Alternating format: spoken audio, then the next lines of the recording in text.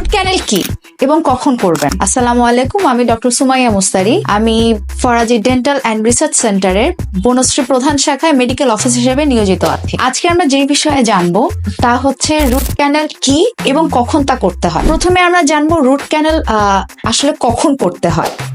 অনেক সময় আমাদের কাছে পেশেন্ট এসে থাকেন যে তারা দাঁতে সিভিয়ার ব্যথা নিয়ে আসেন। তো ব্যথার কারণটা খুঁজতে গেলে আমরা দেখি যে দাঁতে ক্যাভিটি হয়ে গেছে বা দাঁতে গর্ত হয়ে গেছে।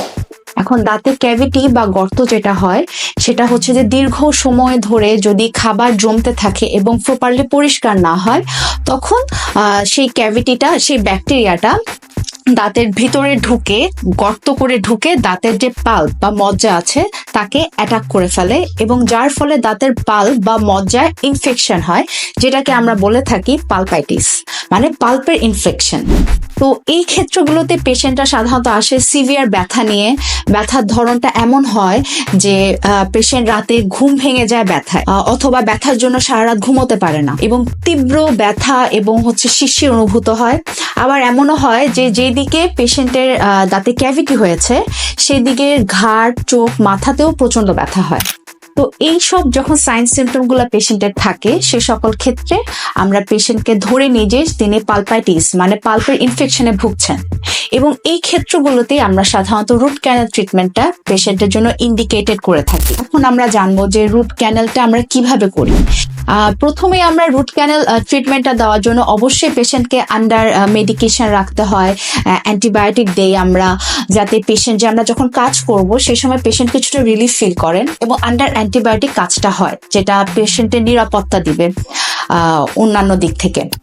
এবং এই সকল ক্ষেত্রে আমরা প্রথমেই পেশেন্টের যে দাঁতে আমরা রুট ক্যানেল করব সেখানে লোকালি অ্যানাস্থেসিয়া করে জায়গাটা অবশ করে ফেলি।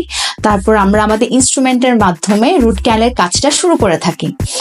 রুট ক্যানেলের প্রসেসটা ধাপে ধাপে আমরা বিভিন্ন রকম মেডিকেশন দিয়ে ড্রেসিং এর মাধ্যমে যে পাল্পের যে ইনফেকশন থাকে সেটাকে রিমুভ করে আনি এবং সব শেষ পর্যায়ে সেই পাল্প রিমুভ করে ওই জায়গাটাকে আবার আর্টিফিশিয়াল পাল্পের অল্টারনেট হিসেবে গাটা পার্চা বা জিপি দিয়ে ফিল করে দেই।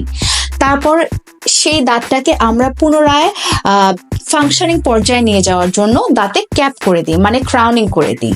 এই পুরো পদ্ধতিটাকে আমরা বলে থাকি যে রুট ক্যানেল ট্রিটমেন্ট এবং ক্রাউনিং।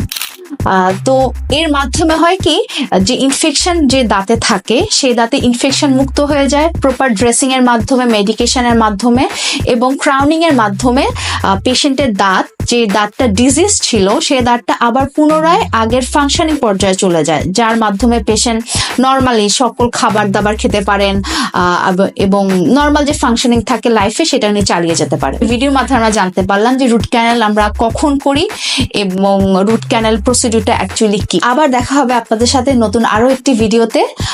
আশা করি আপনাদের যদি কোনো প্রশ্ন থাকে রোগ সম্পর্কিত কিছু জানার জন্য আপনারা কমেন্ট বক্সে উল্লেখ করবেন। আমরা চেষ্টা করব আপনাদের সেই সকল প্রশ্নের উত্তর দেওয়ার জন্য। ভালো থাকবেন, সুস্থ থাকবেন।